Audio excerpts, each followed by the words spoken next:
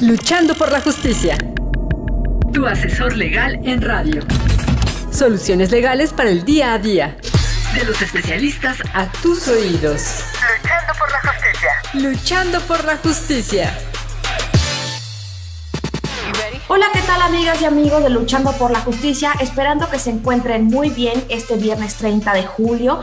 Ya estamos cerrando medio año y pues bueno, estamos aquí luchando por la justicia del Instituto Mexicano de la Radio. Y bueno, el día de hoy tenemos a una invitada muy especial, que es la magistrada Marta Quintamayo, quien, bueno, ahorita se encuentra como magistrada en la Sala Regional del Tribunal Federal de Justicia Administrativa. Y el tema que va a abordar el día de hoy es el juzgamiento con perspectiva de género en la materia contenciosa administrativa. Y pues bueno, la Ley General para la Igualdad entre Hombres y Mujeres advierte que la perspectiva de género es una metodología y que tenemos que identificar, cuestionar y valorar elementos como son la discriminación, la desigualdad y la exclusión de las mujeres por el simple hecho de ser mujeres y que se concretan a temas de género. Pero vamos a darle la bienvenida a la magistrada Marta aquí. Magistrada, ¿cómo está? Bienvenida a Luchando por la Justicia.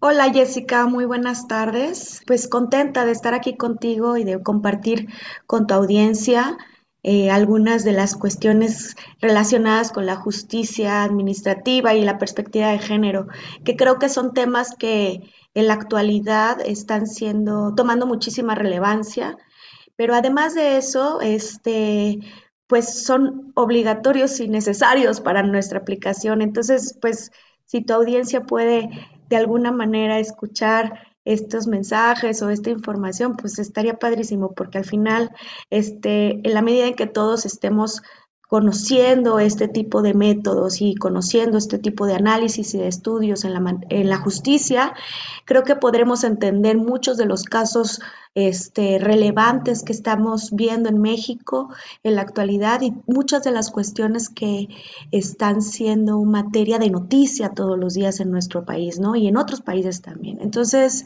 creo que el análisis o abordar estos temas pues le amplía a las personas el panorama de cómo nos vemos los jueces a veces, pues en problemas, ¿no? Para poder resolver algún asunto en donde tengamos que revisar los derechos humanos y sobre todo aplanar, digamos, un terreno que en ocasiones suele ser disparejo para las mujeres por cuestión de género, ¿no? De hecho, o sea, ¿qué tenemos que entender la ciudadanía y la audiencia por juzgar con perspectiva de género y cómo se relaciona esta perspectiva de género con la materia contenciosa administrativa? Es decir, ¿qué es la materia contenciosa administrativa? Pues mira, para juzgar con perspectiva de género, pues literal es hacer un análisis y un estudio súper especial en los asuntos. Todos los asuntos, hay que partir de que todos los asuntos son distintos, todos los juicios son distintos.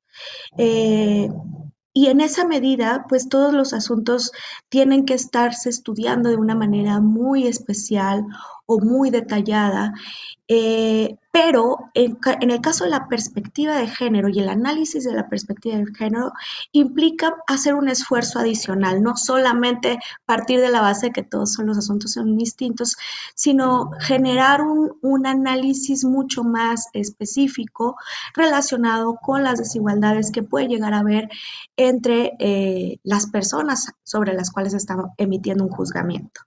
Estas personas, hablando de perspectiva de género, estas personas pueden llegar a estar siendo discriminadas o tener tratos diferenciados, injustificados, que la ley propiamente permite. Y lo que tenemos que hacer los jueces o los operadores jurídicos que nos dedicamos a revisar asuntos bajo esta perspectiva es lo que se ha dicho en muchas ocasiones en otros foros, ¿no? Ponerte unos lentes especiales. ¿Qué hacen estos lentes? Estos lentes amplifican tu imagen del caso y te ayudan a poder identificar elementos de desigualdad o elementos de distinción que son injustificados. Entonces, a veces la ley parece ser neutral y parece ser que es buena, ¿no? Para todos, para todas, pero resulta que en ocasiones, acorde al caso, puede llegar a ser injusta, y esta ley injusta puede analizarse bajo una perspectiva de derechos humanos o de género en el caso de que se llegaran a ver algunos tintes dentro del caso o algunas situaciones dentro del caso que nos permitan denotar desigualdades. Entonces, lo que hacemos en el derecho y juzgando con perspectiva de género es tratar, como lo dije en un inicio, de emparejar este suelo, ¿no? De buscar la manera de lograr una igualdad para las personas y que no haya distinciones por cuestiones de género en materia jurídica. Ahora, el tema de la perspectiva de género en la materia contenciosa administrativa, pues es muy interesante porque la materia contenciosa administrativa se dedica a dirimir o a resolver los casos que tienen que ver en donde particulares normalmente controvierten algún acto del Estado. Esto es, vamos a poner algún ejemplo, un crédito fiscal que nos haya impuesto el SAT, yo solicité alguna devolución al SAT porque tuve un saldo a favor en mi declaración del ejercicio y, por ejemplo, el SAT me lo niega, ¿no? Contra ese acto procede el juicio contencioso administrativo. Por ejemplo, ¿qué más pudieran ser? Algún permiso que se haya solicitado, que se haya negado, algún tema de responsabilidades de servidores públicos, multas de las autoridades administrativas a las personas, ya sean físicas o morales, etcétera. Es la relación que hay, resolvemos la relación que hay entre particulares, primordialmente entre particulares y el Estado como ente, como autoridad, como ente de imperio, quienes nos autorizan, niegan, nos corrigen, nos determinan obligaciones, etcétera, etcétera. Aparentemente, si tú estás ahorita escuchando esta definición muy vaga, por cierto, pero de alguna manera que quiero un poco ponerles en contexto de qué es lo que resolvemos en el tribunal, tú dirás, bueno, ¿y qué tiene que ver el derecho fiscal y la perspectiva de género? ¿O qué tiene que ver el derecho administrativo y la perspectiva de género? Y pues resulta que tiene mucho que ver. En un principio del tribunal donde yo trabajo, el tribunal era un tribunal de estricto derecho. ¿Qué es esto? Que solamente podía resolver conforme a lo que estaba planteado en la ley. Actualmente, dadas las reformas constitucionales y la apertura internacional y convencional que ahora es obligación del Estado mexicano tener, bueno, en la actualidad pues podemos en el tribunal ir un poquito más allá en nuestros fallos y hacer análisis mucho más integrales y completos, sobre todo garantistas para las partes, ¿no? Y en esa medida, con esta posibilidad que se abre para el tribunal, para no ser un tribunal simple y sencillamente de estricto derecho, de aplicación del derecho, sino de creación de derecho, pues se vuelve súper relevante la perspectiva de género y la perspectiva de derechos humanos. En esa medida es como hemos encontrado casos en donde ha sido no solo relevante utilizarla, sino necesaria, ¿no?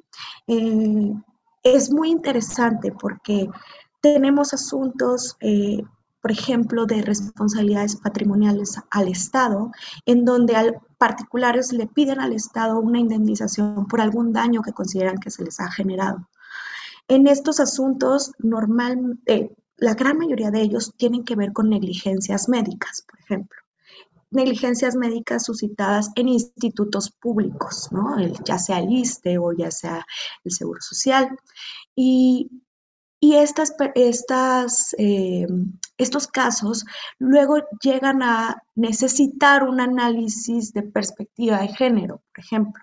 Sobre todo si estamos hablando por ejemplo, en alguna negligencia médica, cuando una mujer ha sido tenido violencia obstétrica, por ejemplo, tenemos que hacernos y allegarnos de elementos o de situaciones que normalmente no nos hacemos cuando tenemos un asunto, por ejemplo, de cálculo de impuestos, ¿no? Es un asunto completamente distinto.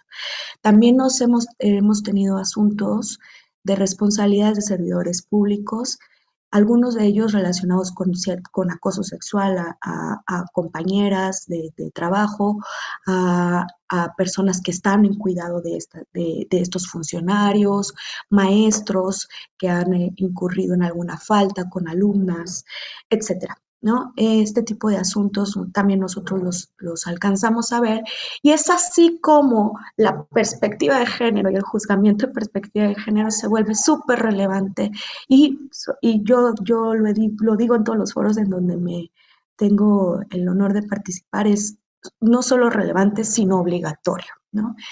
El hecho de que nosotros utilicemos la perspectiva para juzgar como lo dije hace un momento, amplía por completo el panorama y hace que nosotros veamos el asunto de una mejor forma.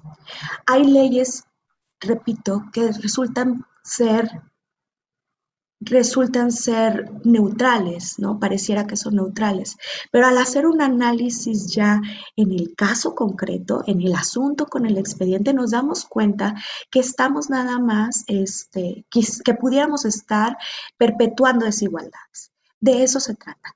¿Cómo lo hacemos? Bueno, eso seguramente será algo que veremos ahorita en el siguiente bloque, pero lo más importante que con lo que quería ahorita iniciar es, número uno, entender que la perspectiva de género es ampliar el panorama, ampliar la interpretación y el estudio y el análisis de un caso para emparejar este terreno, ¿no? Y tener un terreno mucho más viable para todas las personas.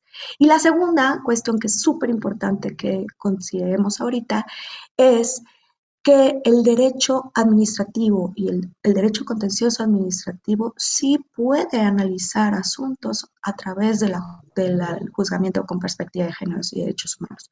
No es una materia ajena a este juzgamiento y, por el contrario, para mí es obligatorio su estudio y el análisis a través de este método. Pues muchas gracias, magistrada. La verdad es que, como bien lo explica, es importante erradicar estas diferencias biológicas entre hombres y mujeres, y por eso es que, como usted lo comentaba, que las acciones que deben emprenderse para disminuir y generar factores y crear condiciones de cambio que permitan avanzar en una construcción de igualdad de género, y que también esto va muy relacionado con la vida diaria de las mujeres a través de la materia jurídica y a lo que es la materia también administrativa y contenciosa, como nos estaba platicando.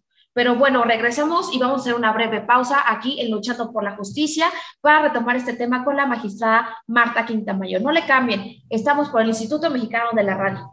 Luchando por la Justicia, para fortalecer tu conocimiento sobre la forma ordenada y digna de vivir en la sociedad actual. Luchando por la Justicia. Brinda herramientas educativas para promover la cultura de la legalidad, los derechos humanos y la perspectiva de género. Luchando por la Justicia. Hola, ¿qué tal, amigas y amigos de Luchando por la Justicia? Ya regresamos de una breve pausa. Estamos en las 6:60 AM y diversas plataformas digitales del Instituto Mexicano de la Radio. Como comenzamos en este programa, el día de hoy nos encontramos con una invitada especial, que es la magistrada Marta Quintamayor, quien se encuentra en la Sala Regional del Tribunal Federal de Justicia Administrativa. Y bueno, en la primera parte de este programa nos estaba charlando sobre la importancia de juzgar con perspectiva de género en la materia contenciosa administrativa. Nos explicó también qué es la perspectiva de género y cómo es que se relaciona en materia de derecho y lo que es en cuanto al área administrativa. ¿No es así, magistrada? Sí, de acuerdo, Jessica, así empezamos a platicar. Ahorita ya me gustaría compartirles un poquito más de cómo se hace esto, cómo lo hacemos. ¿Cómo se implementa esta perspectiva de género ya al día a día de la materia contenciosa administrativa? Todo es acorde al caso, por supuesto, como lo inicié diciendo, ¿no? Todos los casos son distintos y todo tiene que emanar propiamente de nuestro caso, del expediente. Pero hay un par de reglas que son infalibles para hacer esta perspectiva de género viable o sostenible dentro de un caso, que es, número uno, tenemos que encontrar saber si el asunto se debe analizar o no con esa perspectiva. Esa es la primera, es la básica, la fundamental, pero además es la más difícil. No porque un asunto sea de una mujer, necesariamente se tiene que analizar con perspectiva de género, ¿no? No es una regla esta y no es una cuestión que sea nada más atribuible para las mujeres. También tenemos en el tribunal asuntos en donde hemos analizado bajo un juzgamiento de perspectiva de género casos de hombres, ¿no? Y es interesantísimo ver cómo también para ellos la aplicación de la ley a veces puede llegar a ser injusta, porque parte quizás de ciertos estereotipos. Entonces, lo primero que hay que hacer es identificar si el caso amerita o no un juzgamiento de perspectiva de género. ¿Cómo podemos saberlo? Pues podemos saberlo si encontramos lo que se le conoce en el argot jurídico como las categorías sospechosas. Si encontramos categorías sospechosas, ahorita les voy a decir qué son, si encontramos una o dos, seguramente en ese asunto tendremos que hacer un juzgamiento con perspectiva de género. ¿Cuáles son las categorías sospechosas? Y las voy a enunciar, no son únicamente estas, pero son algunas. Por ejemplo, la edad, el género, el sexo, la condición social, la orientación o preferencia sexual, la raza también pudiera ser, el origen étnico puede ser también. Entonces, cuando algunas de estas características están involucradas en un caso, esto es, se trata de una mujer indígena que te está pidiendo acceso a un determinado derecho, pues entonces seguramente tendremos que analizar ponernos esos lentes de los que les hablé hace rato y analizar este asunto bajo un juzgamiento de perspectiva de género, ¿no? Ese sería, digamos, que el primer saque para decir, ay, cuidado, alerta, este asunto se tiene que estudiar de forma especial.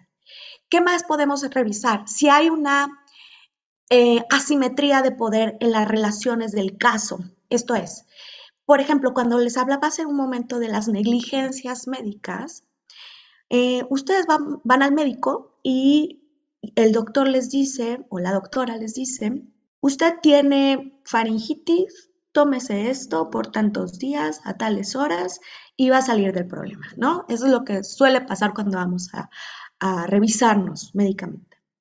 Ok, ahí yo como paciente estoy a la merced del doctor o de la doctora, ¿no? Estoy a merced de lo que ellos me dicen y estoy en sus manos, digamos. Al ver que yo estoy de alguna manera en una situación de vulnerabilidad con respecto a ellos, dado que pues llego enferma y al final ellos son quienes tienen la ciencia y el conocimiento para poderme decir qué es lo que yo tengo y cómo me voy a curar. Esa es una situación de asimetría de poder.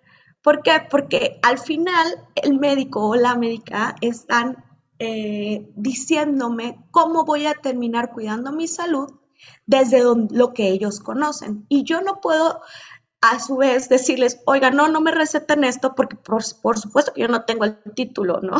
Como para poder decir qué me viene bien o mal, ¿no? Ahí hay una relación de asimetría de poder, ¿no?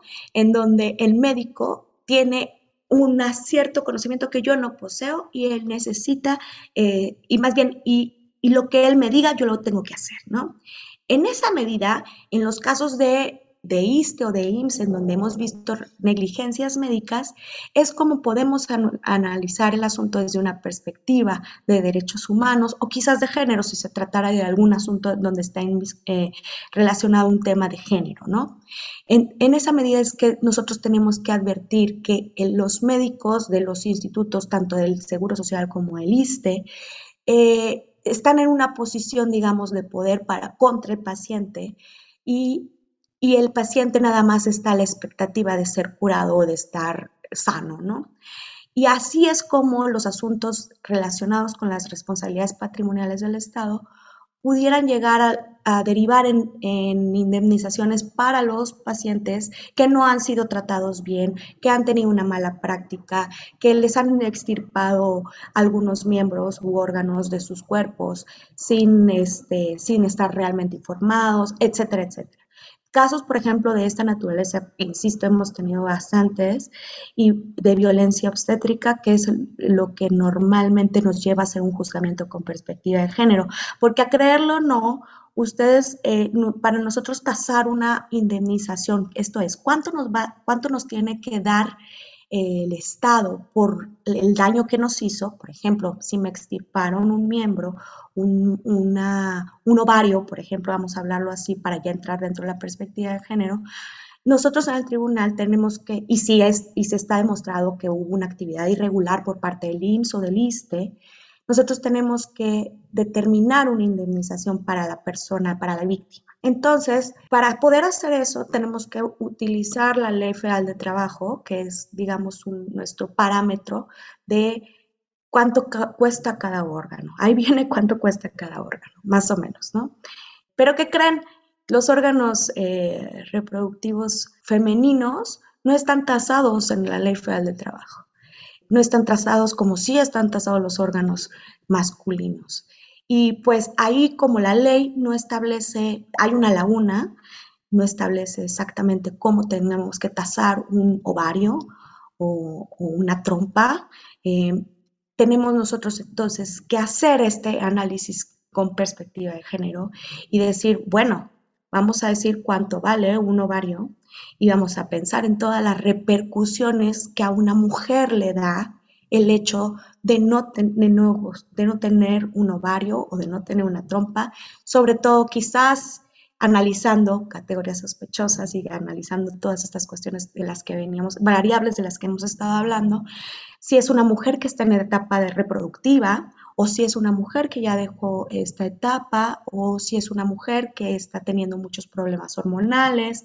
Vaya, el problema no se acaba con el hecho de que le extirpan el ovario y nosotros le concedemos una indemnización, sino que se tiene que permear a todos los aspectos de su vida y conocer nosotros de alguna manera, hacer ese análisis con esta perspectiva de hacia dónde pudiera llegarle a afectar esta pérdida de este órgano a una mujer, ¿no? Casos de esta naturaleza hemos tenido varios en el tribunal y son súper interesantes, sobre todo partiendo de la base que todas las mujeres tenemos planes y expectativas de vida distintas, ¿no? Entonces, ahí es súper importante analizar, insisto, si esta mujer está en etapa no reproductiva, si está dentro de sus, si menciona dentro del expediente que está dentro de sus sueños o deseos ser madre, por ejemplo, si la extirpación de este órgano le afecta en esa posibilidad de procrear, etcétera, etcétera. Todo esto puede ser palpable en el expediente. Incluso hay muchísimas ocasiones en donde nos lo hacen patente de manera expresa y es por eso que tenemos que hacer un análisis mucho más integral, más allá de decir, híjole, ¿cómo crees que la Ley Federal del Trabajo no tasa tu órgano, entonces no te puedo indemnizar, ¿no? Que eso sería la aplicación en el estricto derecho, es decir, como la ley no lo establece, sorry, o lo siento mucho, no te toca nada, ¿no? Nosotros lo que hacemos es esta otra visión y analizar el asunto de una manera, como lo dije hace rato, mucho más amplia, mucho más completa, de manera que podamos tratar de abarcar todos los estadios en los que las personas se quieren desarrollar para el efecto de proteger, ¿no? la posibilidad de ese desarrollo. Como lo decías tú hace un momento, el derecho y lo que nosotros hacemos en el tribunal busca de alguna manera transformar, ¿no? Y con nuestras sentencias lo que buscamos es justamente eso, ¿no? Ir transformando poco a poco. Quizás nosotros no somos legisladores y no podemos cambiar la Ley Federal del Trabajo y decir, oigan, no, aquí nos hacen falta de tasar ovarios o trompas o algún otro órgano femenino, ¿no? No somos legisladores, no podemos hacerlo, pero tenemos ya la posibilidad de poder integrar el derecho, ¿no? E integrando el derecho podemos lograr buscarle el equilibrio y la igualdad de las personas para perpetuar la dignidad con la que se desarrollan en su vida y la igualdad de trato y de oportunidades para todas las personas, ¿no? Eso lo hacemos no todos los días, porque no todos los asuntos ameritan este juzgamiento, insisto, pero lo hacemos y lo hacemos con muchísimo gusto. Es algo que nos llena de alegría poder trabajar así, poder crear derecho y poder tener el privilegio de hoy por hoy no ceñirnos nada más a la ley, sino también generar más allá garantías para las personas, ¿no? Muchas gracias, magistrada. La verdad es que lo ha mencionado muy bien. Juzgar con perspectiva de género, y que es también cuestionarnos sobre los estereotipos de cómo estamos educados y abrir la posibilidad de nuevos contenidos de socializar y relacionarnos como seres humanos, no solamente por cuanto a las mujeres, sino también hay cuestiones, como nos comentaba, que también es relativo a los hombres, y que, bueno, esta perspectiva de género puede ayudar a mejorar la vida de las personas, de la sociedad y de los países, y que como bien nos los mencionaba, que también está relacionado y vinculado a las áreas del derecho, como lo es lo administrativo, y la incorporación de esta perspectiva de género también en la medicina, que nos permite advertir que no todos los síntomas o las enfermedades tienen los mismos efectos para las mujeres que para los hombres, o para los hombres que para las mujeres, ¿no? Pero bueno, se nos ha acabado el tiempo y quisiera pedirle que nos comparta sus redes sociales para que la audiencia que tenga alguna duda en la materia pueda consultarla. Claro, mira, yo estoy en Twitter en @tita_king, que es mi apellido, tita_king. Ahí me pueden buscar. También puede ser por correo electrónico a mi correo institucional, que es marta.king@tfjfa.gov.mx. Ahí me pueden también localizar. Con muchísimo gusto estaré contestando lo que necesiten. Bueno, pues ahí tienen toda la información para que puedan acceder a la información útil con perspectiva de género. Yo soy Jessica Torres y esto fue Luchando por la Justicia del Instituto Mexicano de la Radio, y nos escuchamos el próximo viernes. Que tengan un feliz día, y bueno, concluimos el mes de julio de esta manera. Adiós.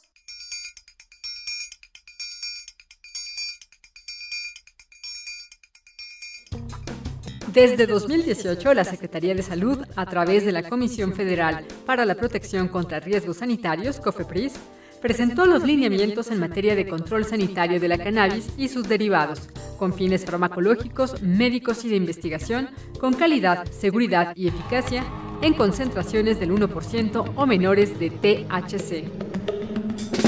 Luchando por la justicia, promueve el pensamiento de respeto a los derechos humanos y que las diferencias individuales no sean argumento para justificar la desigualdad, el maltrato o la discriminación. Luchando por la justicia. Luchando por la justicia.